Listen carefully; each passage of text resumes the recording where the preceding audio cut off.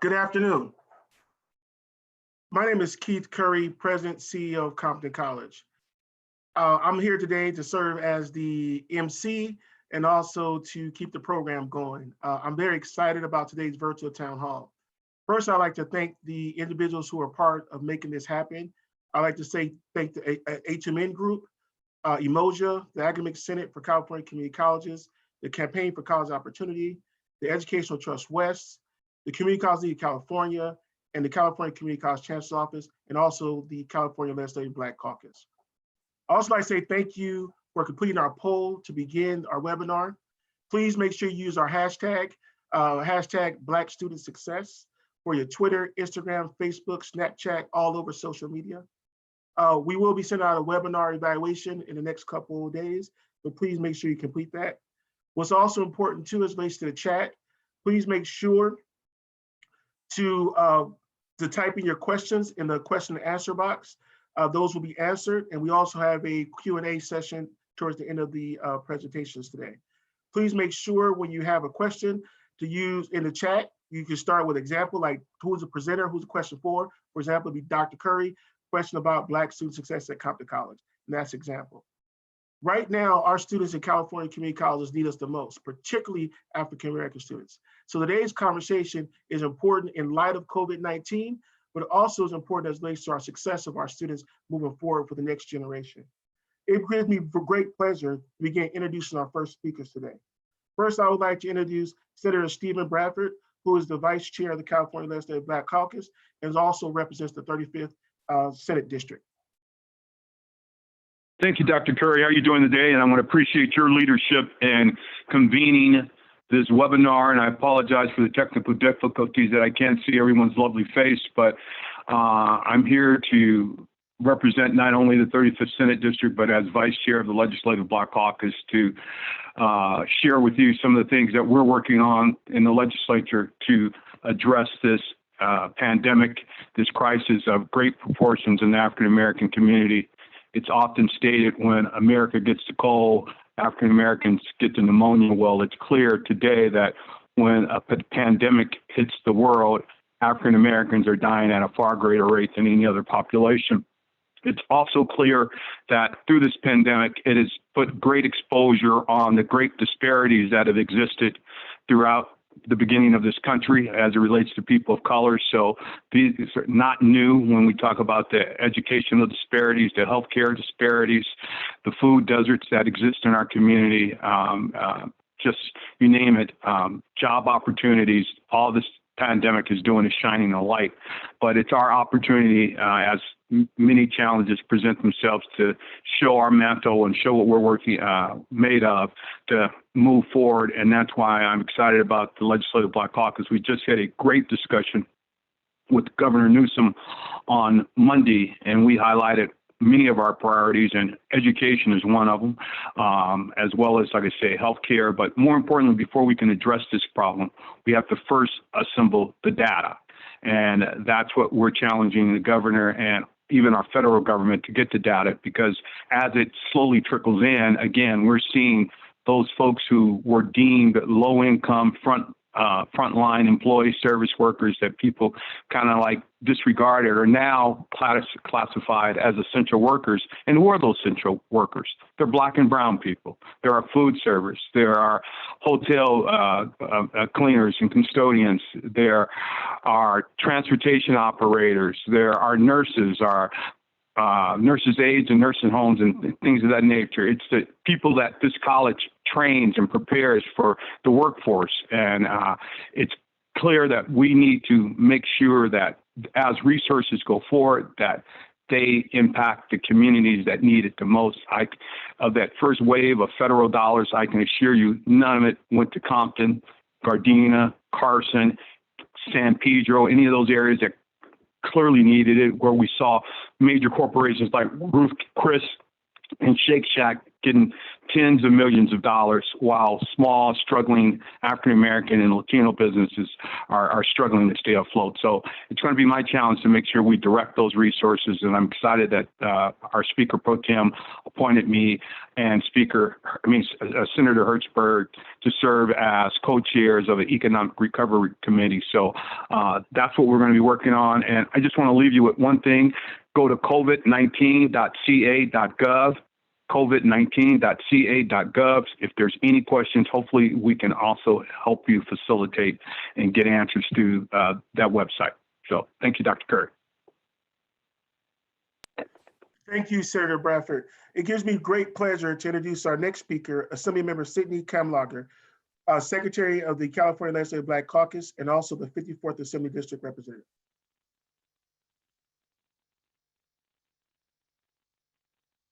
I am so honored to be part of this conversation. And as you know, I have much love for the Community College District. I spent years as the president of the Los Angeles Community College District on that board. And people don't know how much stuff goes down at the community colleges. I also, as you mentioned, am secretary for the California Legislative Black Caucus, and we have been working tirelessly through this pandemic to shine a light on the incredible disparities that African Americans face. This has really revealed the fragility of our public health system. It has revealed the fragility of our numerous economies that keep states and cities afloat. And it has also revealed the frailties of our education system. We know that as younger students in K through 12 are sheltering at home and are learning at home, well, what do you know? It has come to parents and everyone else's attention that our kids don't know how to write well. We've also learned that not many of our students have complete, consistent access to have wireless access or have the technology in their homes to allow them to practice distance learning in a way that makes sense and will prove successful to them. We know that our teachers are challenged with having that kind of technology and knowing how to use it in a way that works for our kids. And we are going to see a growing disparity in our achievement gap. And so when our young people graduate out of the K through 12 system and go into community colleges or into four-year universities, those systems are going to be stressed at a disproportionate rate because of the challenges that we are seeing bubble up as a result of COVID.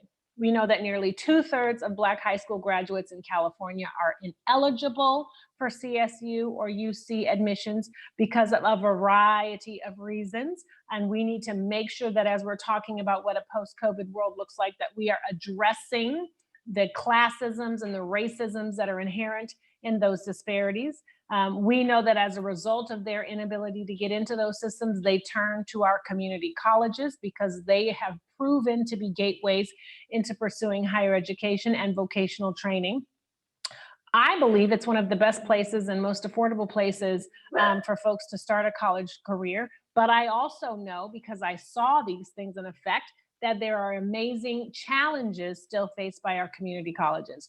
Over 40% of Black community college students are also parents and have childcare needs. Nearly 80% of Black students in community colleges are part-time workers. A huge percentage of our young people that are in community colleges come out of the foster care system or have been touched by the juvenile justice system and need additional supports.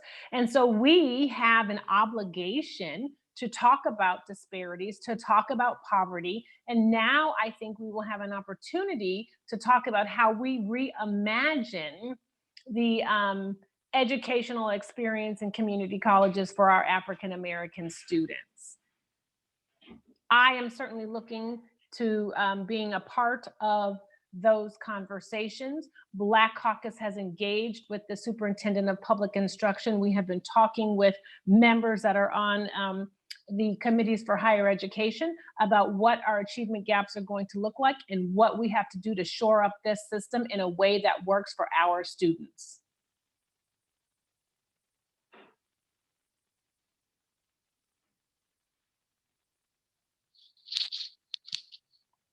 Thank you very much, Assemblymember Kamlager. We appreciate your support here today. Now it'll give me great pleasure to introduce Pamela Hayes, who is the Vice President of the California Community Colleges Board of Governors. Thanks so much, Keith. I just want to start off by saying that I want to welcome, on behalf of my board, the Board of Governors, as well as the California Community Colleges Board of Trustees. This is a very important conversation, and it's a conversation on Black student success. My interest in this conversation is personal. As someone who attended her local community college oh so many years ago, the conversation we're about to engage in is critically necessary in this time and in this space, because we will be talking about a number of the issues that have already been spoken of by the Assemblywoman and the Senator. It's about the true cost of college, financial aid. It's about family responsibilities. It is about our students don't necessarily come directly out of high school, or if they have, many of them are returning after a few years out in the workforce. So it is extremely important, because these are the issues that tend to act as roadblocks to Black student success. But at the core of this conversation, we need to make certain that we're talking about equity, because that's what this is about. You'll be hearing from researchers, community leaders, policymakers, practitioners, and students who will be sharing research and data, not just conjecture and opinion. While we tend to talk about all students, today our focus will be on Black community college students, because the reality is race has always and continues to play a determinant role in the allocation of resources. And if we are uncertain about this statement, we can right now look at the COVID-19 pandemic and the death rates among African Americans across this country. Race consciousness can and must be used proactively if we are to be intentional, if we are to focus and change our policies, practices, and institutional structures in ways that really change outcomes for our students. Because it's not only through the lens of income, housing, food insecurity, health, and family responsibility that have already been mentioned. This conversation must happen through the lens of race and how race intersects with these issues, that true reform and transformative change can be a reality. I want to thank the organizers, the partners we have, faculty members, and presenters for their commitment and their contributions to this important conversation. Thank you so much. Thank you, Vice President Pam Hayes. It gives me great pleasure to introduce our next speaker to provide opening remarks. I would like to introduce Chancellor Eloy Ortiz Oakley for the California Community Colleges. Thank you, President Curry, and thank you to everyone who's on this town hall. I can't think of a more important topic to be talking about right now than the amazing students of the California Community Colleges, and certainly the amazing Black and African American students that we serve and that we need to do a better job of serving. This is a critical time for our students. You all know this. And it was a challenge going into this crisis. This crisis has exacerbated the challenge to communities of color throughout California. And so this is a critical time for us to come together to continue to put a focus on the vision for success, which has equity at the center of that vision, has an emphasis on closing the equity gaps that exist. And there is no greater equity gap than the equity gap we see for African American students. That's something that we should not have been tolerating before this crisis, and that's an issue that we need to ensure we don't tolerate during this crisis. We've already seen the impacts that this crisis is having on a public health point of view to the African American community, to the Latinx community, to communities of poverty throughout the country. So this is a major issue for the Chancellor's office, both in terms of the direct support for students of color, in terms of their basic needs, in terms of the advocacy that we provide, in terms of ensuring that we're implementing AB 705, ensuring that we're having equity at the center of everything we do, but also as it relates to what is happening to workers throughout California and the impact this economy is having on them. So many millions of Californians are out of work right now. And as you can imagine, the crisis is impacting particular communities even harder.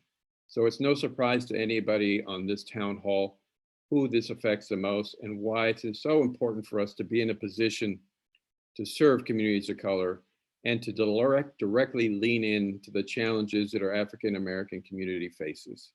So I want to thank you all for this town hall. Thank you for the advocacy that you are committing to. We need that advocacy more than ever right now. The state of California has had a huge impact on its budget. The legislature, the governor are going to have to reprioritize funding.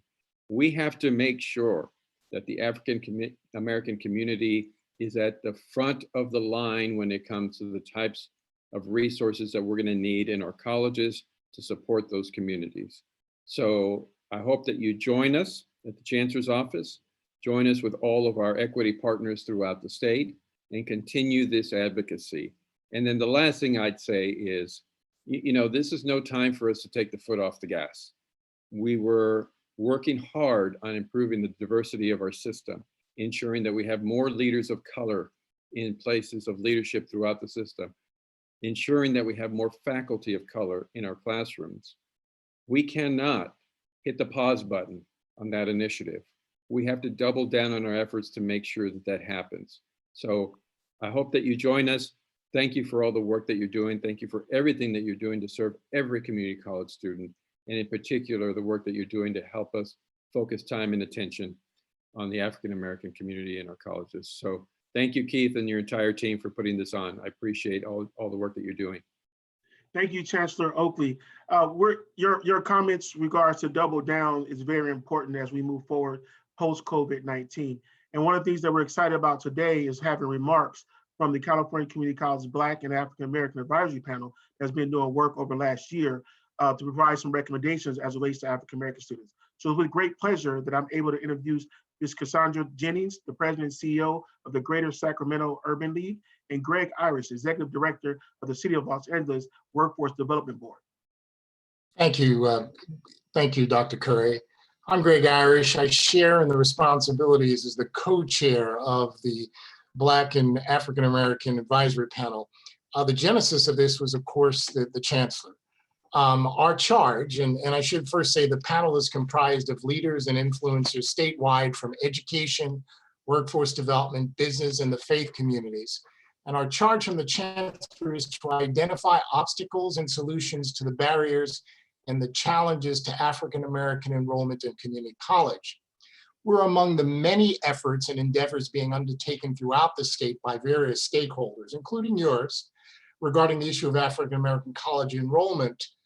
Quite frankly, we are a direct and critical source of expertise and intelligence for the controller. So he's welcomed all this input from throughout the state. Also, we're part of that. We're one of the other efforts, one of the other endeavors to advise the Chancellor, come up with some solutions to what the challenges are to African Americans enrolled in higher education. My colleague will go through some of the efforts, some of the different activities we've been engaged in over the past few months, including holding a series of town halls statewide to garner community input on these issues. I'll turn it over to her. Yes, and thank you, Greg, and also glad to be here to share. So upon the 5 town hall meetings and many focus groups at the panel held throughout the state, the panel has prepared a major findings and recommendations that we've shared with a number of stakeholders throughout the state already, and we'll continue to share it. Next slide, please. And the major findings are listed on your slide. Let me say, first of all, students and parents are mostly unaware of many different programs and resources available to community colleges that could really help students succeed in college, especially financial aid. So these are the findings that we found. Secondly, isolation is a negative factor on campus, especially on campuses where Black students make up only a small percentage of the overall student population. For Black students, the campus environment is often unfriendly and unwelcoming, with few role models represented in the staff, faculty, and you already heard in administration, with whom they could bond and turn to for advice or counsel. Thirdly, students and parents have no clear value of the career educational programs and the way that they're being prepared for and obtaining the good jobs that really could make a difference now and in the future. Now, the campus programs are differentiators in securing student success. So what we heard was students who participate in campus programs like UMOSA, like A2Men and others, or have strong support systems, the report is that there's higher satisfaction and certainly greater success in their college experience. And I say, in spite of everything, optimism still runs high in the community. And so we want to make sure that outreach is early, often, and is essential. Next and final slide. And so the critical sort of 6 findings that led to our 6 recommendations is the panel is considered critical to changing the trajectory of Black and African-American students in the community colleges. So we must begin to target outreach and awareness activities with students in high school and ideally in middle school. This would ensure that students, parents, and the influencers are fully aware of the resources and opportunities available as early as possible. Secondly, we must engage and support existing on and off campus, the community leaders, the college educators and administrators, the support systems, programs, and organizations that cultivate an environment of inclusion, an environment of trust, and an environment for achievement for our students and parents. And then the advertising and the information and outreach, that needs to be clear and obviously targeted to African-American students and their parents, utilizing positive and culturally relevant images, people, and content so they connect immediately and there's no confusion, no doubt that they matter. And then 4th, we talked about the financial aid. It's just, we need to address every obstacle that people not only know about it, but are getting assistance through the process for financial aid. And the career education opportunities are limitless, but we need to increase the awareness for Black and African-American community and the role that education plays in preparing students for good jobs, good careers, and that don't necessarily require a 4-year degree. And then I think we want to make sure that we increase the number of Black students in California community college that transfer annually from the system to the UC or the state system. This is critical to meet our workforce needs in the future. These recommendations are critical to the success of African-American Black students. We must be intentional, unapologetic, and committed to the long term for real change for African-American students. So we're glad to be a part of this discussion and certainly in the movement ahead of us. Thank you very much, Cassandra, and also Greg. Your comments today and the recommendations from the California Community College Black and African American Advisory Panel are much needed right now, and we look forward to working with you as relates to implementing those recommendations. There's been also other needs and recommendations that have been developed over the last year through Emoja and also Amen through their work. And so today we also have the need and recommendations that we provided to you today by Dr. Frank Harris from San Diego State University. Good afternoon, and thank you for the opportunity to participate in this historic convening. I am offering these remarks on behalf of myself and my colleague, Dr. Jesuit Wood. Next slide, please. We see this convening as critical to bringing about systemic policy reform. Historically, efforts to improve educational access for minoritized Californians have been mostly compensatory, focusing primarily on programs and initiatives. Now, while these efforts have been undeniably important, policy reforms are needed to close stubborn and persistent equity gaps between Black Californians, and their majority peers. This convening is unique in that it brings together key stakeholders and constituency groups that rarely, if ever, come together to strategize and engage in a collective sense-making that is necessary and urgently needed to come up with novel policy solutions to improve post-secondary education access and success for Black Californians. We're at a critical time in our state's history. We have a governor who recognizes the important role that community colleges play in the social and economic well-being of our state. We have a state chancellor who has given us a bold and transparent vision for success that prioritizes equity. And we have a critical mass of community college educators who have come to understand that equity-mindedness and institutional responsibility are the foundations of student success, particularly for students who've been historically underserved in education. Given these factors, we must prioritize the education of Black Californians now, and we must do it with a sense of urgency. COVID-19 has revealed long-standing and deeply rooted social inequities that disproportionately affect Black families, such as access to basic technology, inadequate healthcare systems, mass incarceration, and basic needs insecurities, to name a few. And although these inequities have persisted for decades, crises like COVID-19 have a way of reminding us how much more work we need to do to improve the living conditions of Black Californians. And finally, we all have an opportunity to be on the right side of history. Equity-minded policy reforms today could change the educational and life trajectories of Black Californians for decades to come. Next slide. There are nearly 2.5 million Black Californians, which comprises nearly 6% of our state's population. Nearly 1/3 of Black adults in our states have attended college, but do not have a degree. And we also know that community college is the primary pathway to post-secondary education for Black Californians, and that 72% of Black students who are enrolled in a public post-secondary institution in our state are enrolled at a community college, compared to the 9% and the 3% who are enrolled in a CSU and UC respectively. Now, one of the many reasons why community colleges are so vital to Black Californians is that nearly 2/3 of Black high school graduates in our state are not eligible to be admitted to the UC or the CSU because they have not successfully completed the 8th OG requirements. Next slide. Black students in community colleges are not reflective of the quote unquote typical college student population. More than half are adult learners, and more than 3/4 are attending part-time due to family, work, and other commitments. And we must also recognize that although our community colleges are some of the most affordable institutions in the country, the majority of Black students find it difficult to pay the cost of attendance, even after tuition and fees are covered.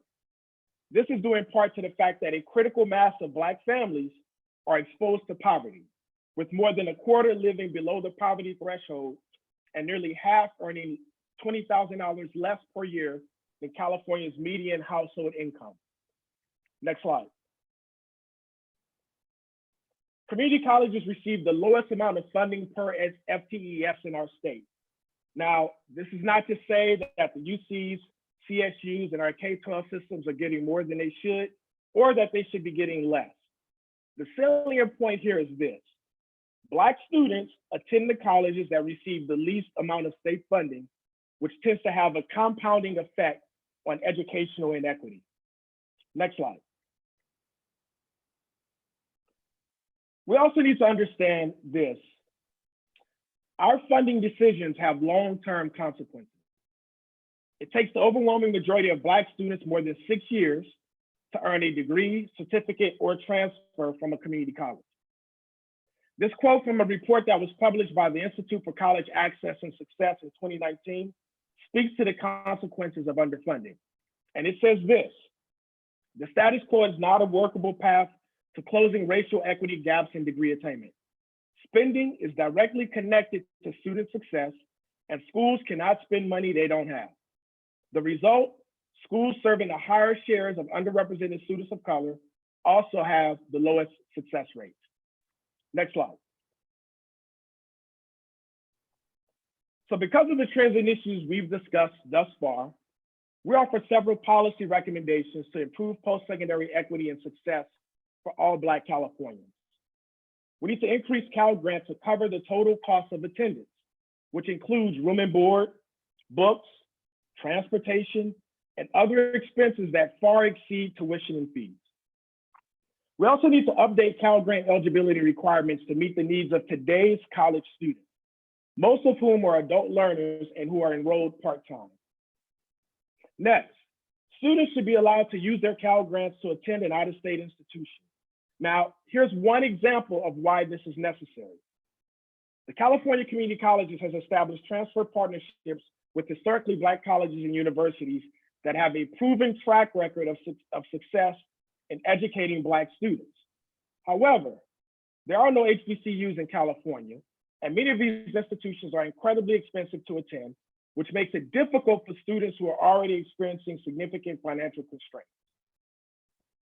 And also, Black students do not have equitable access to the CSU or the UC. Now, this is due in part to limitations in enrollment capacity.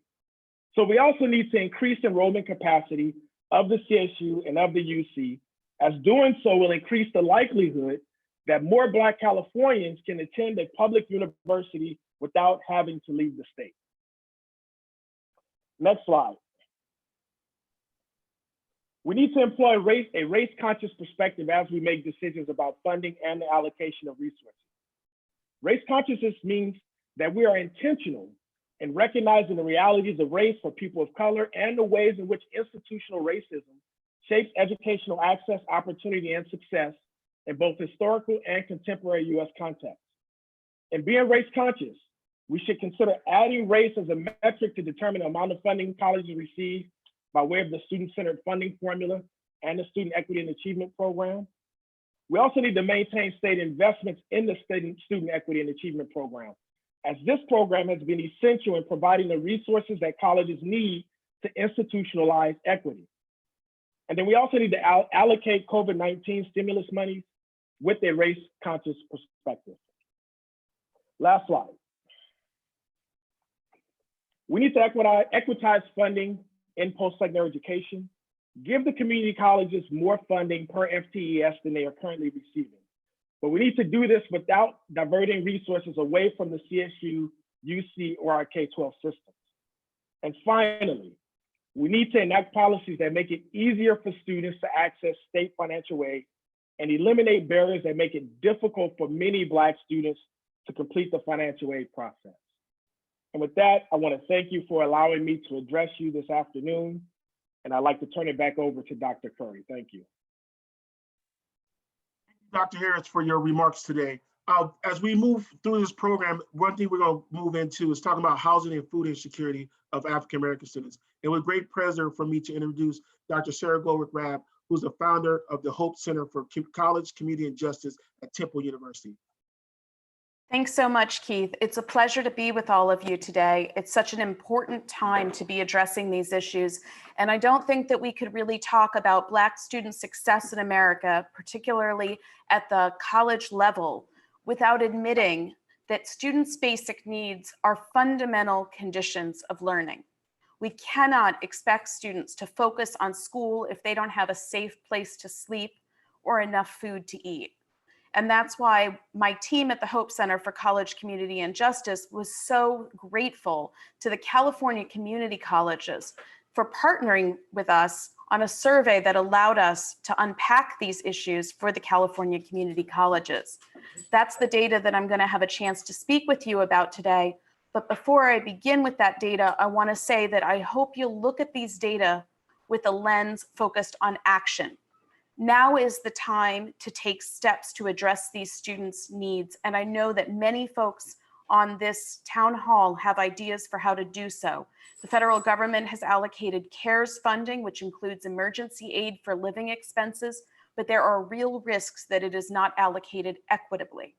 So I hope that as you look at the next numbers, you think about that and consider what we can do together. Next slide. First thing I want to do is make sure we're on the same page about what it means to be food insecure in the United States. A lot of people wonder, why don't we just use the term hungry? Well, frankly, it's because food insecurity is about more than hunger. It's about not having enough money to be able to buy food on a regular basis. When this happens to an individual repeatedly over time, the truth is that some of them get used to it. And so if you ask them, have you been hungry lately? They say no. Other people are ashamed to admit it. So instead, we use the US Department of Agriculture's standard validated instrument, and we ask students the questions listed on the screen. As you can see, they range from things you might think of as not that big a deal, like being worried about the amount of money you have to buy food, to things that I think we could agree are a very big deal.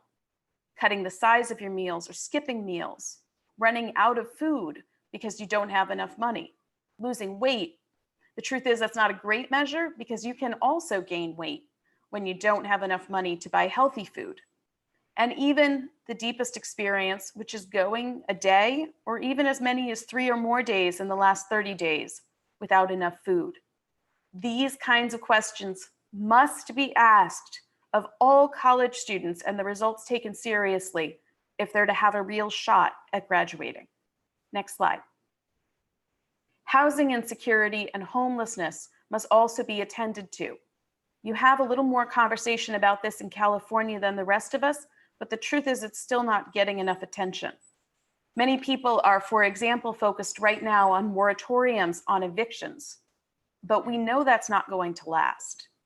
Students who have trouble paying their rent on time or at all may be at risk of eviction and eventual homelessness. People who are not paying their utility bills, well, some of them are going to have a hard time right now getting enough internet access or having consistent access so they can do their schoolwork. People living in overcrowded conditions or doubled up, these are folks who are going to struggle with all kinds of things, including focusing and doing online learning. People who are homeless, it goes beyond what you see on the street. It includes people who are couch surfing. It includes people who sleep in their cars. These definitions are used by the US Department of Education. Just as in their K-12 schools, they need to be used in the community colleges and the rest of higher education as well. We measure these things as they affect students over the last 12 months, because even one incidence of housing insecurity or one night experiencing homelessness has a lasting educational impact. And we shouldn't pretend that it's anything short of real lived trauma. Next slide. Now, we have fielded this validated instrument all over the country. It's become a little bit easier lately, but I want to admit that many institutions still don't give us access to students so that we can assess these things.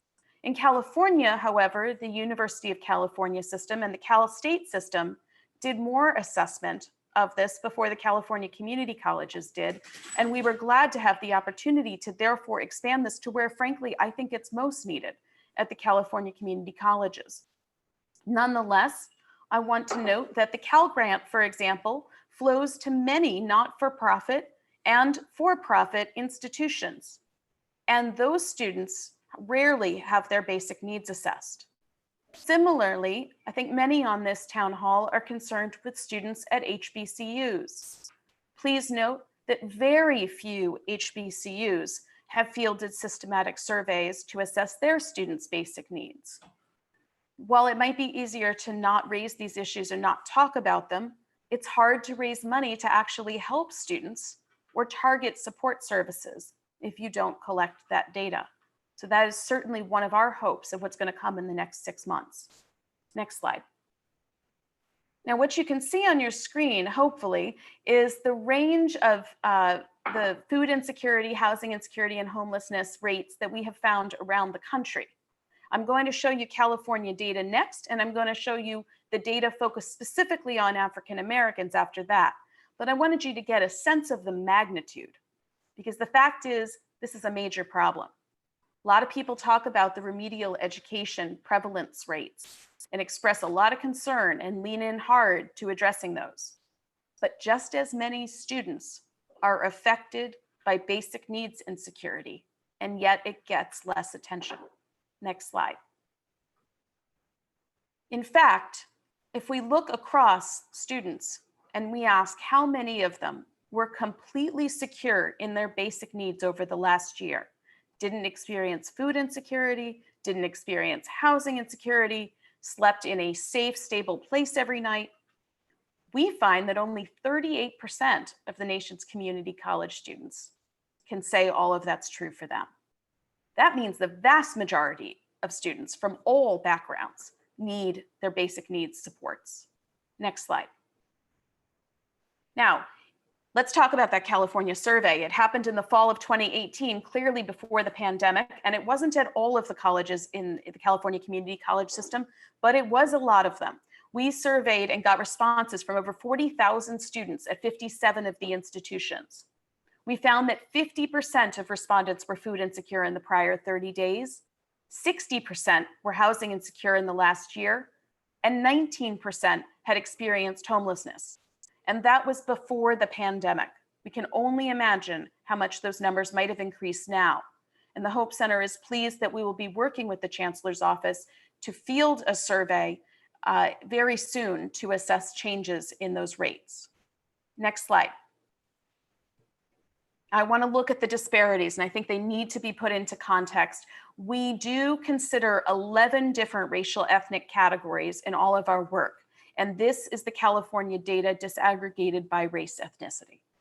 I don't think it'll come as a surprise to anyone here that African Americans were far more likely than white non-Hispanic students to face food insecurity, to the tune of 62% of them not getting enough to eat in the last 30 days. And this survey was fielded in October, which means that these students were in school, taking on debt, many of them trying to go to class, but didn't have enough to eat. Next slide. Same thing is true for housing insecurity. You can see the disaggregated data show that 73% of African American students in the California community colleges that we surveyed exhibited housing insecurity in the last 12 months. In comparison, the non-Hispanic white students, the rate was 59%. My last slide. Homelessness. This is really where I want to leave you.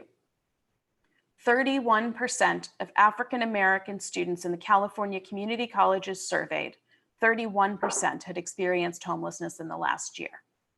Now, for white students, it was 21%. For Hispanic or Latinx students, it was 17%. And for Native American students, 32%. There is no level at which these rates could be acceptable to anyone. But we have to be very clear about the disproportionate impact of basic needs and security on Black student success. We have many opportunities to address this. Some of the leaders on this call are doing so, including Keith at Compton College and Pam Lester in San Diego. But we need far more attention and public demand that students be treated as humans first, and that this is a racial equity issue. Thank you so much for having me. And thank you, Sarah, for being here as well. It's a great pleasure that I have the opportunity to introduce soon-to-be Dr. Herbert English, Vice President of Student Services at West Hills College, Coalinga, and board member of MED. He will be running the session as relates to our student speakers today. Mr. English. Thank you so much, Dr. Curry. It is my pleasure to work with two of our VIPs in the California Community College, which is our students. We have Stacy and we have David, and I'm going to allow them to just briefly tell their story of coming to the community college. Stacy?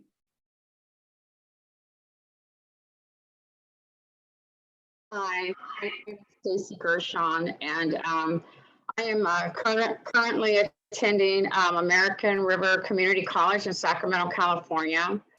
I came to American River College a little over 5 years ago. I was homeless. I was surviving a severely domestic violence relationship of a marriage of over 20 years that I walked away from. I was also working through PTSD and a lot of learning disabilities. Needless to say, I had a lot of trouble. And being a returning student at the age of 50 at that time, I had no idea what an uphill battle that I would have to do in getting my education. Anyway, because of the Umoja program and being introduced to the Umoja program, the food vouchers, the book vouchers, the food cards, the tutoring services, being able to see teachers of color to help me meet my full potential, the amazing staff that I had have the support of in that program has really helped me to navigate through the adversities that I've experienced since I've been in school, and I still continue to experience now that this COVID-19 has taken place. It really helped me to become an overcomer, and the staff of Umoja just speaks life, and helping me to navigate through these very difficult times. And so I'm currently in the Human Services program at ARC. And like I said earlier, I was homeless, and I'm now actually I'm gainfully employed at the college that I attend as a custodian, and I work graveyards, and I'm very grateful for that. Unfortunately, since this COVID virus has come up, I've had to take in my family members who've lost their jobs, my adult children and my grandchildren. And so I'm having to learn and be forced to go to school online when I have learning disabilities has been extremely a struggle. However, because of the Umoja program and the support that I've received emotionally and mentally, and the mental health services that I've received to continue going through what I'm going through, has been extremely helpful. Today, as I stated earlier, I'm gainfully employed as a custodian there. I'm in a human services program. I expect to graduate spring of 2021. And for people who are over 50, there is life. After 50, we can still become a part of the solution. And I just am honored to be representative of this program, Umoja, and I'm hoping that somehow anyone can receive the help that I've been given, and I hope we can continue to receive. It really helped me to get a second chance on a first-class life. Today, I have an attitude of gratitude. In spite of the difficulties that I'm having to face on a daily basis, I'm going to continue to trust this process and hope that this too will pass. Thank you for allowing me to share. Thank you so much, Stacy. David?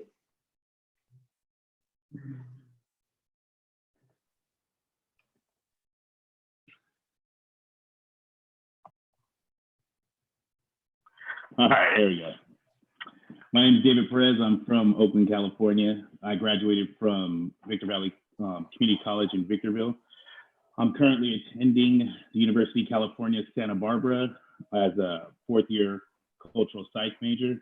I'm the treasurer of the Society for Undergraduate Psychologists, and I'm a board member for the AS Food Bank. I got here by way of a long, hard road. I'm one of three sons born to two addicts who gave more attention to their addictions than they did to their children.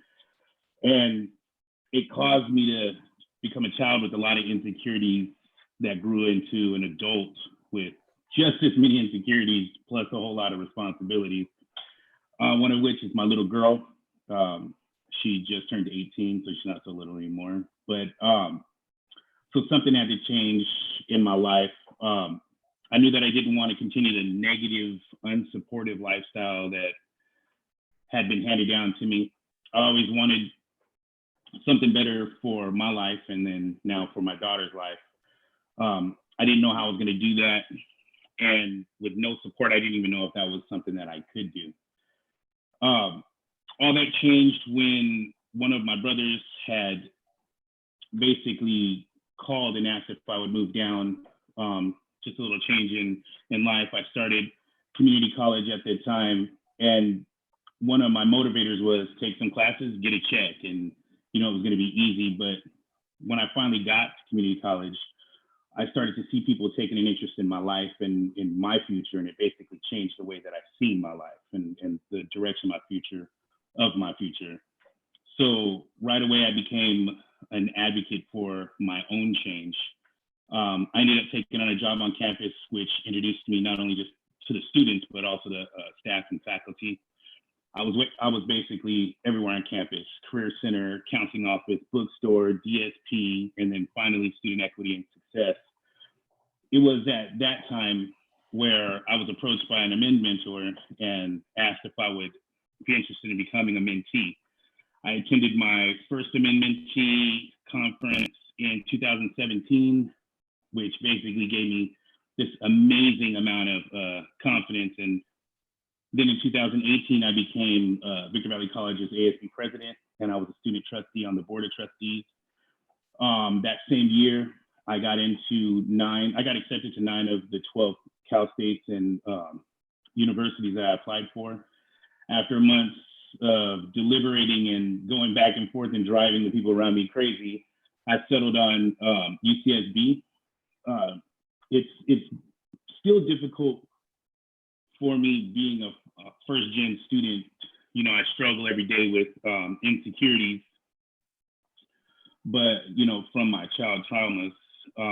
But I have a great support system behind me now with the men and with a lot of the staff members that I still keep in contact with from the community college. And they care and they've invested in me and my future. And I just wanted to say thank you for allowing me to be here today to speak to everyone. Thank you so much, Stacy and David. Just one more question. If there is anything you can change about your experience at the community college, just one thing, what would it be? Go ahead, Stacy. Do you want to go first?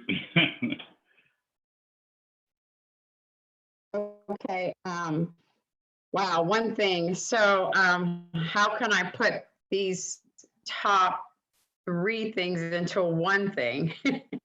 I would say financial aid is extremely hard to navigate through, especially as a returning student. Also, the availability and greater transparency with student jobs on campus. Also, the DSPS student additional services, and being able to have mental health services for us, for our students, especially of color. Having a therapist of color on campus that I can identify with and I don't have to explain things to, and they give me solutions to help me navigate through this process. I don't have the words. I'm just extremely grateful for those services, and I don't have to pay for them. It's extremely helpful. So that's what I would, looking back on, I would hope we could continue to have. Stacy, thank you so much. And last but not least, David. You know what? Looking back in the time that I was in community college, I think that one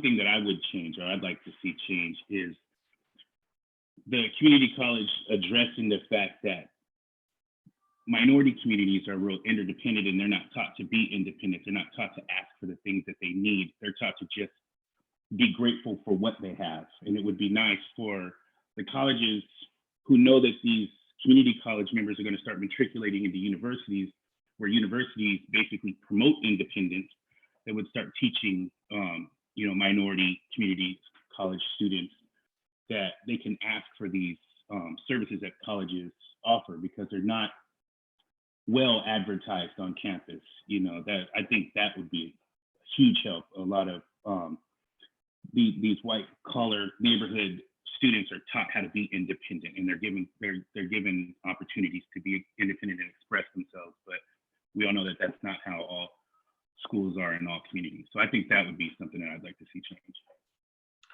Well, Stacy and David, I truly appreciate you taking the time today.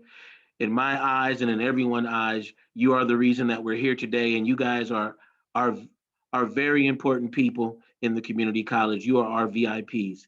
Thank you, Dr. Curry. Thank you. Thank you, Mr. English. So now it gives me great pleasure to introduce our next speakers. We have Dr. Sean Harper from University of Southern California and also Dr. Tyrone Howard from UCLA.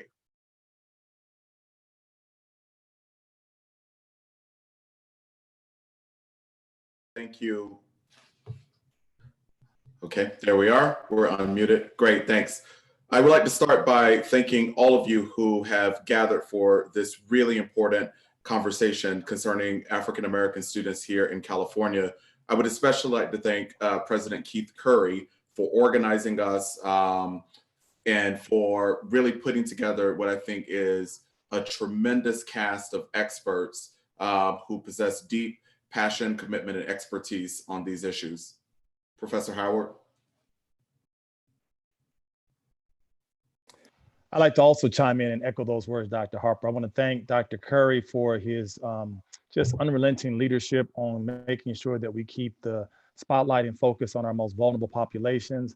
I also want to say thank you to all the attendees who have been gracious with their time and expertise and insight and wisdom on this important topic. So I'm looking forward to how we move these words into action to help African-American students across the state of California.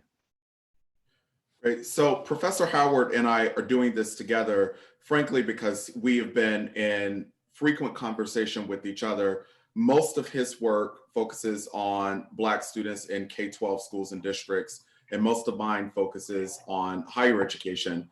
So we thought that together we might be able to, really help raise national consciousness and certainly consciousness here in California about the specific needs of African-American students all throughout the educational pipeline. Can we advance to the next slide? All right, so I want to start here in the higher education context and just say that we at the USC Race and Equity Center spend much of our time studying things like campus racial climate, the experiences of students of color, but we also document through our research racial disproportionality and the disparate impact of policies and practices on students of color broadly. And most of our work has been focused on documenting the disparate impact of various situations on African Americans, be it the disproportionality in school suspension and expulsion in K-12 settings, as well as disproportionality in graduation rates and things like that in post-secondary education. But I want to help us bring together what journalists have helped us in recent weeks to understand to be the disproportionate impact of COVID-19 on the health outcomes of African Americans here in California and all across the country. As we know, African Americans have been dying from the coronavirus at disproportionately higher rates. So that inevitably poses a serious threat to African American student success in higher education, especially in community colleges. I think the point that I'm making here is that if Black family members and members of Black communities are dying from the virus at disproportionately higher rates, that for sure is going to impact concentration, motivation. It certainly is going to lead to depression for students who are, again, facing, the mortality at disproportionately higher rates. So we got to think about that as we move forward with supporting student success. Yes, it is about providing for basic needs, absolutely, but it also has to be about providing for the emotional and psychological needs and the trauma, the residual trauma that Black students will certainly bring back to campuses with them and that they're actually, frankly, facing right now as people are dying at disproportionately higher rates. Next point here is around poverty, food insecurity, and housing insecurity. I really appreciate the brilliance of Sarah Gold-Robb. I thought that her data were especially depressing, but yet, really, really helpful, as she always is. So, she's helped us to understand that, Black students before COVID-19 were experiencing housing and food insecurity at disproportionately higher rates. So we have to think about now how the current circumstances have exacerbated those inequities, right? On a campus like mine, where we provided lots of resources for students to return home, underfunded community colleges were not able to offer those same kinds of resources and that same level of resourcing to help students return to home. But it also presupposes that students actually have a home to return to. Our center has been doing tremendous work with the Los Angeles Unified School District, which was able, I think, to really move toward action in some really fast ways to get devices to students, to get broadband, high-speed internet access, and so on. But again, that supposes that students actually have homes to return to. So we got to think about students experiencing homelessness in general, but again, think about those numbers that Sarah provided to us that really show us that it is African-American students, most especially, who are experiencing housing and food insecurity. Next point here is around unemployment. I really appreciated that Stacy, one of the two student speakers from whom we just heard, talked about having a job on campus. That's really important, right? What we do know from the recession in 2008 and from other moments of economic instability is that there are particular jobs that will be first on the chopping block, where we will see a significant reduction in hours. For example, food service workers, custodial workers, groundskeepers, and so on. Sometimes on some campuses, students like Stacy occupy those roles. So we have to think about, the impact that, a reduction in hours and furloughs and so on will have, not just on full-time and part-time workers, but will also have on student workers. Furthermore, as we're thinking about what college students are grappling with right now, we know from J. Luke Wood's research and Frank Harris's research that community college students are likely to work off-campus jobs, and they're likely to work jobs for more than 20 hours a week. Well, many of the places where they work are closed right now due to COVID-19. So, those students are struggling with, the income that they needed to support themselves and their family members, in those hourly jobs that are no longer open right now. So again, that's the thing that we have to think about, and think about, again, the disproportionality of African Americans and Latinx students who work those kinds of jobs that are, just frankly closed right now. Two more points here. The fourth is around culturally unresponsive teaching practices and culturally irrelevant curricula. Again, these were problems that existed way before COVID-19. But as many faculty members like me had to abruptly move our courses online with no prior training in online instruction, I think that it makes bad teaching even worse, right? It makes bad teaching worse for all of the students who are having to suffer through, sitting in virtual classrooms taught by adjuncts and full-time faculty members who were just frankly unprepared for this moment. But it is exacerbated for students of color and for African-American students. Like, suddenly the curriculum didn't suddenly become culturally more inclusive and responsive to those communities. So it made a bad thing even worse for students. I appreciated that Stacy talked so extensively about Moja and the important role that that particular resource plays in her college experience.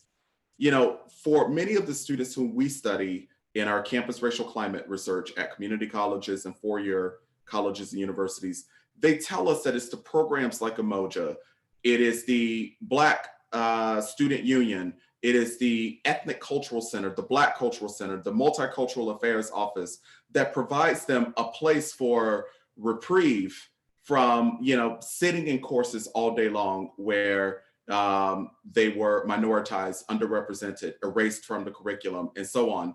Well, those places don't exist right now, as the workers in those cultural centers and so on are having, like me, to work from home. So what I'm saying is that, you know, normally a student like Stacy would go to Umoja for cultural affirmation, cultural validation, and so on. She doesn't have a place like that to go to right now.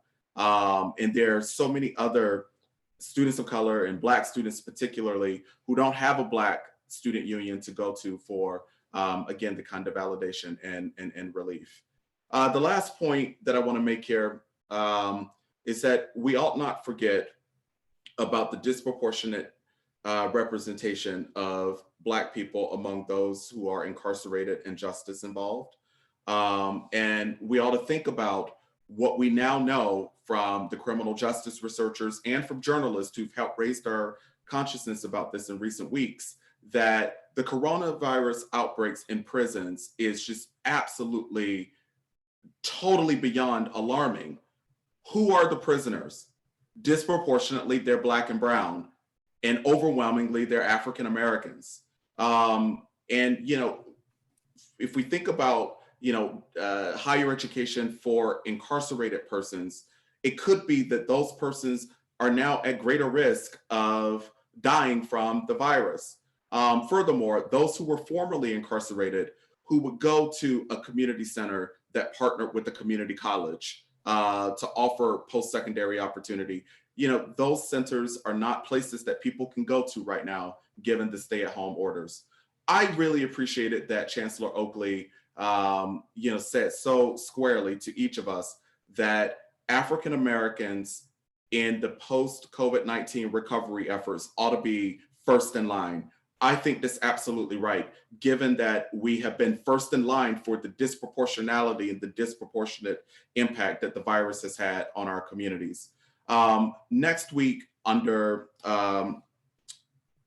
Keith Curry's great leadership, he's made time for Professor Tyrone Howard and I to come back together to talk about some solutions to these problems that we're laying out. But at this time, I'll turn it over to my colleague, Professor Howard, to talk about some of the K-12 issues. Thank you, Dr. Howard. I want to really build off of what so many of the other presenters have highlighted, because this is something that we have to continue to put a spotlight on in terms of looking at the pipeline, not just K-12, but really K-20. And part of the challenges that we continue to see at the community college level are not a byproduct of a broken system at the community college level. They're really a byproduct of a broken system at the K-12 level and a lack of investment in public education for our most neediest students across the state of California, of which Black students are primarily amongst them.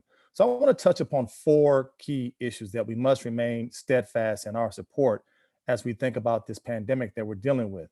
As so many of the other presenters have eloquently articulated, the impact of COVID-19 has only served as a spotlight to shine what we already knew existed: widespread racial inequality that exists in the state of California. It has put it on full display. It has only shown the degrees to which we continue to not serve some of our students in the way that they deserve. We know that for Black students in the K-12 system, that these effects are going to be technological, because we continue to see that large numbers of Black students across states still do not have access to internet, still do not have access to computers and laptops that are supposedly now essential for their learning. We know that the COVID-19 impact is also going to have some serious academic ramifications. If students are not able to log in, if they're not connected with their teachers, if they're not being sought out by their schools, what we know is already a gap between the academic outcomes for Black students and their peers will only widen. And we have to begin to put pressure to ensure that the state and counties and cities and districts are not forgetting about Black students in this pandemic. We also know, as Professor Harper just articulated, that the social and emotional fallout is going to be crucial for all students, but Black students in particular, given the high rates that we see Black people are dying from COVID. And I want us to be clear, these numbers that we're seeing are lives. These lives are people who have had a profound impact on the day-to-day lives of young people. These are not just mere numbers. These are mothers and fathers and grandmothers and grandfathers, aunts and uncles, that young people who are in schools are still reeling from the loss of. So we cannot forget the fact that young people are not only grieving now because of the loss of loved ones, but they will continue to grieve even when we resume back to whatever normalcy will look like when it happens. And we also must be clear that these consequences are not only going to have technological, academic, social, and emotional, but they will be financial. As so many of the presenters have stated here, is that we know that African Americans are losing jobs at rates that no other group are losing jobs. Unemployment rates for African Americans high before COVID-19 will only be even higher. So we have to understand the multi-pronged effect this is going to continue to have on African Americans in terms of their K-12 preferences, K-12 preparation, and will undoubtedly have an impact on their transition to post-secondary education. The second piece I want us to continue to spotlight is the ongoing link between K-12 and higher education. I want to applaud Dr. Keith Curry because he has always been steadfast in making sure that we do what we can to invest in K-12 to ensure that we're giving every opportunity for African American students to come to colleges prepared and ready. We know for years, for example, that many more of our more affluent communities have always used dual enrollment as a way to give their students an advantage and a leg up so that when they came to the community college, sometimes they were already a year of college completed in. We already know that these dual enrollment programs have already given our more affluent communities an opportunity to come to universities already 2 years in.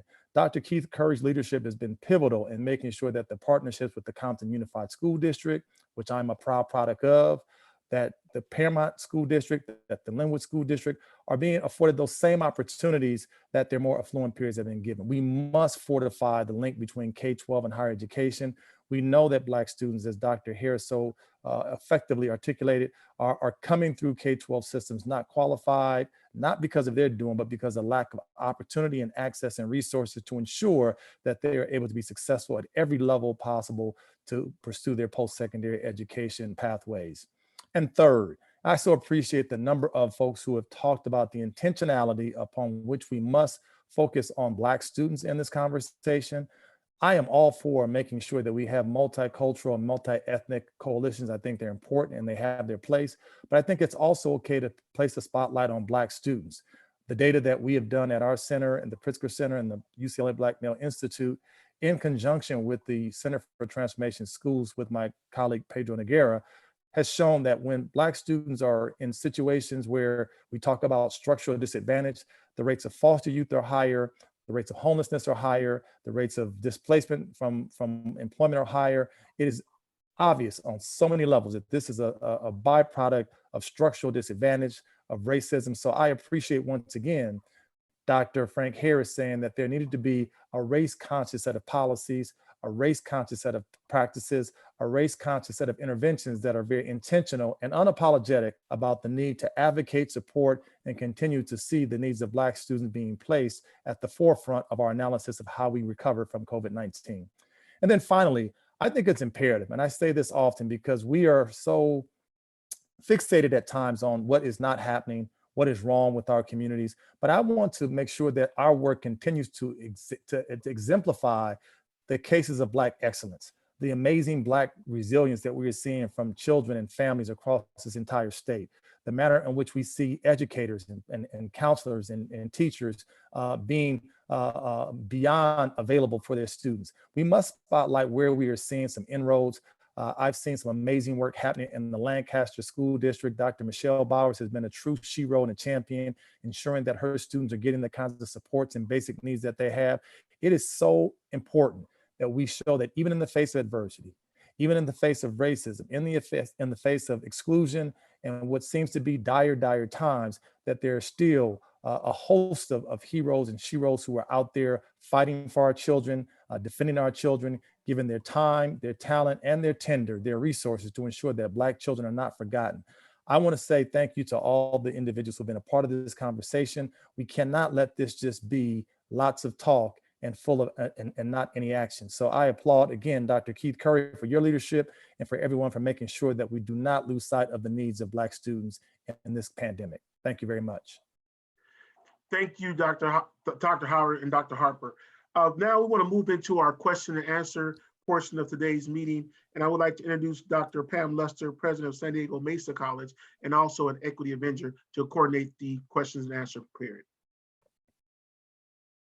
Excellent. Thank you so much, Keith. And we have had well over 100 questions that have been posed, and I want to thank my friends from Ed Trust West and the campaign for culling together some really remarkable and prioritized questions. The first we're going to direct to Dr. Wood and Dr. Harris. Jerry Santos is asking, although several $1 million have been given to community colleges, the students of color success rates in many cases have declined. Do you know if there are any models that have actually moved the needle towards increasing success rates for African American students? If so, how are their strategies implemented and who on their campuses spearheaded the success efforts? Thank you, Dr. Luster, and thank you to the colleague who asked the question. I'm sorry I missed the name, but I think we have to look at success rates in an equity-minded and broad perspective. So we know that things like grade point average, transfer rates, attainment rates, that those are rates that tend to take a long time to change.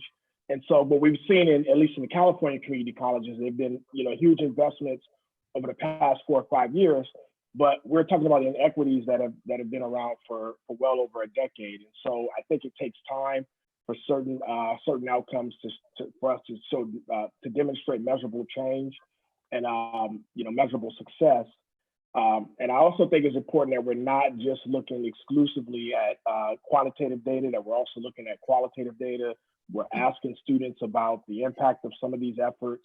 I think our students today, David and Stacy, did a great job of articulating the ways in which colleges have done some important things to impact their success that might not exactly show up in an immediate success rate or a transfer rate or so forth.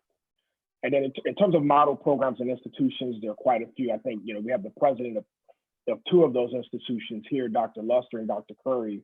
I would consider exemplars as it relates to community colleges that have done a great job of institutionalizing equity and making a real significant difference in the lives and success of students. Thank you, Dr. Harris. Our next question could go to Dr. Howard and Dr. Harper, which is Steve Baisa asks, California has stressed equity as a priority, and yet when systemic change is required to address Black student success, many keep pushing the focus on low income and first-gen students. How can we go beyond the intersectional dynamics to put a focus on reforms and structural change to transform Black student success? And along those lines, can you share your thoughts on adding race as a metric to determine the amount of funding colleges receive by the way of the student-centered funding formula and student equity funds? It's a mouthful, but I have faith in both of you. Well, I'll start off, Dr. Luster. Number one, I think that I so appreciate the question because it speaks to the heart of one of our biggest challenges. And that is that we have, even as diverse as we are racially as a state in California, we have not been willing to tackle honestly and in a sustained and robust and honest way the role that race and racism continues to play in the day-to-day lives of all of our citizens. We have not. As progressive as we as we present to be, we still have fallen short in being very intentional around that. And I think part of what we are arguing for in our report, Beyond the Schoolhouse, which we put out last year, is that there needed to be an intentional and sustained set of outcomes and recommendations on Black education. Plain and simple. You look at all the data, you look at all the metrics, you look at all the outcomes, and it continues to show that Black students are always on the outside looking in, continue to receive less funding per pupil, continue to be in classrooms with unqualified teachers, continue to be in schools that are oftentimes underfunded and under-resourced. So at some point in time when we are really intentional about this, I think we'll have race-conscious policies that do spotlight and intentionalize the needs of Black students. Yeah, I'll just simply underscore the important points that Tyrone just made. It is very clear that when we look at just about every statistical metric of educational progress, performance, and attainment, Black students and Native American students are almost always at the very bottom. That would then suggest to us that no sort of one size fits all, a rising tide lifts all boats approach is going to work in addressing the specific needs of African American students here in California or elsewhere. The data make very clear to us where the challenges, needs, and opportunities are. And, you know, I do want to go back and connect this to COVID-19. Again, given what we know to be the enormous health disparities and the disproportionate impact of the virus on African-American communities, it's going to be African-American students who are going to be most traumatized and most in need of resources in the aftermath, in the recovery period. We make very clear at the USC Race and Equity Center that we don't have to take a zero-sum approach to racial equity. A focus on Black students doesn't have to be at the expense of Latinx students, but there are very specific needs, challenges, and issues that confront Black students that are different from the specific issues confronting Pacific Islander students, Asian American students, Native American, and Latinx students. So we got to get much more responsible. I think it is irresponsible at this point to continue on with a raceless agenda and with an agenda that doesn't respond to the specific needs of specific racial groups. Thank you to both of you for that. We have a question for our legislators, for Senator Bradford, Assemblymember Kamlager. Dr. Ashanti Hands asks, how will you and other ally legislators support Cal Grant reform in the face of significant budget challenges?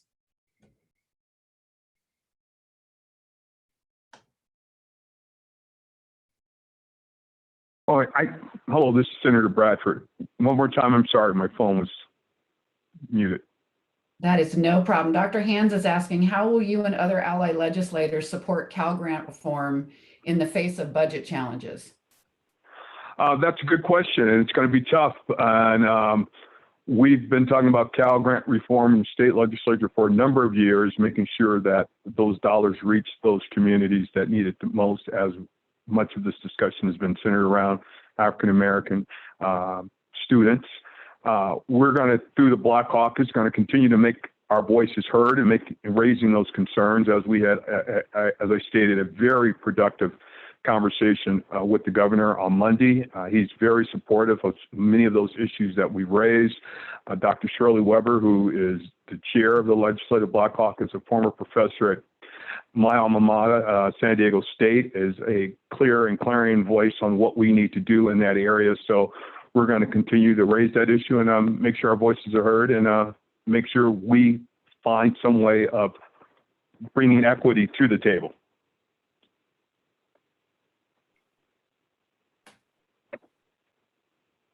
Hello. Excellent. Thank you so very much for that. We are all behind you on that. You let us know how we can help. We are fans. This is for Dr. Goldrick-Rab, or our college presidents.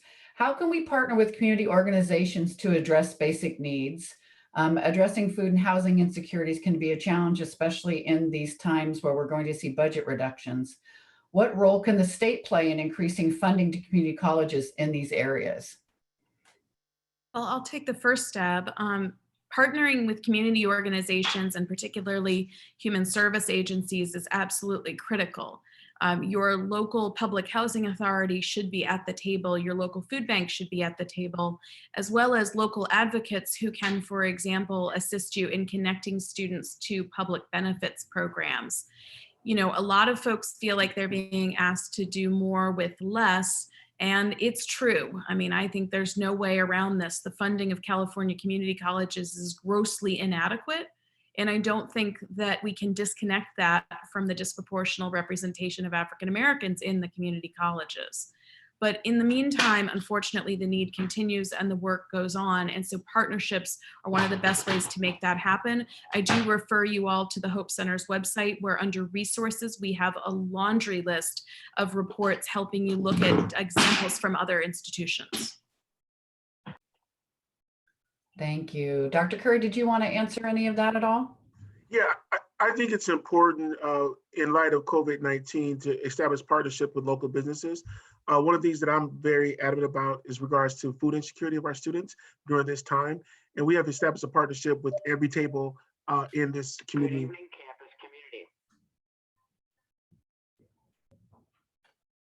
Excellent. Thank you so much. Directed to all of our panelists, how can colleges maximize the impact of the federal CARES funds that are coming for student aid specifically for our Black students? And that was directed to any panelist. Well, this is Cassandra Jennings, and I'll try to answer that in conjunction with the question earlier. Is I think partnerships in particular with small businesses and nonprofit organizations in the community is important. We have seen here in Sacramento, working even with our community colleges, we've been able to support the students at the community college with support services, which would include rent relief, paying utilities, helping them find those things that would support them. So I think on the same way with the CARES is that to the extent the local entities, the nonprofits and the businesses are able to take advantage of it, they should be partnering with the colleges to really make sure that it's getting to the people that need it. And I will say that our partnership with Sac City College with the Community Health Workers Program has really proved where the college is doing their thing with a certificated program, we're able to support those students with a lot of resources to help them be successful. Thank you. Any of our other panelists want to respond to that? I'll take it. You know, I have to say it's been challenging to contain my outrage at the inequitable distribution of CARES funding. I think that it's really important right now for people to speak up and to speak out about the persistent use of FTE for distribution mechanism for the CARES funding rather than headcount. There are a disproportionate number of African Americans who attend college part-time, and each one of them deserves an advisor and support services. The focus on FTE means that they don't get the support that they need. The stimulus dollars and the programs are not done. So there will be more stimulus legislation. And I think going and pushing on that issue and focusing everyone on the importance of using headcount rather than FTE is critical. This is Senator Bradford. Can you hear me? Yes. On this current round that just went out, we have to commend the Congressional Black Caucus because they inserted language to make sure that this money is more targeted than that first round. Again, the first round of money went to major corporations that did not need this money. So it's imperative that we now have the data to not only drill it down to those Black businesses, but those communities in need. And I think that money will then be directed to community colleges and our CSU and our US, but it has to be targeted to those communities and those individuals. And that's part of the data that the governor's compiling right now. But again, the Congressional Black Caucus through Karen Bass was very vocal on making sure that we had a more targeted approach in the first round of money. So I think through those efforts and similar efforts with the state legislative Black Caucus, we will get a better result. Thank you so much, Senator Bradford. We really appreciate this. And we're going to end this here, and I believe this will kick it off nicely back to Dr. Curry. A lot of folks are asking about the work that speakers are actively engaged in, and I know that there are next steps that are going to roll out next week where you're going to be able to announce some of that. So I'm going to let that question sit until you have those exciting announcements and turn it back over to you. And again, we thank everyone for posing these wonderful questions and to our panelists for answering them on the fly. Thank you. Thank you very much, Dr. Luster. I do right now have the opportunity to introduce Dr. Edward Bush, member of AMEN and also the president of Cosumnes River College, who will provide final remarks and also provide you with information about the African American Student Success Week, which is scheduled for next week. Dr. Bush. Thank you, Dr. Curry, and an excellent job. Join me in a virtual applause to all the speakers today for their informative and impactful presentations. In addition, thank you to our students for sharing powerful stories. On behalf of the Planning Committee, we extend our appreciation to all 1,000 plus of you today who answered the call to join this historic town hall. We'll acknowledge you for your participation and engagement. In many respects, today served as a virtual courtroom. Testimony provided by expert witnesses clearly demonstrates that beyond a reasonable doubt, there has been a miscarriage of justice in how we have traditionally viewed success or the lack thereof for African-American students. Many have perpetuated a blaming the victim phenomenon, where directly or indirectly, we have looked at African-American students as the thing that needed to be fixed. African-American students have been falsely accused, along with their families, cultures, and communities, as the reason for their lack of success.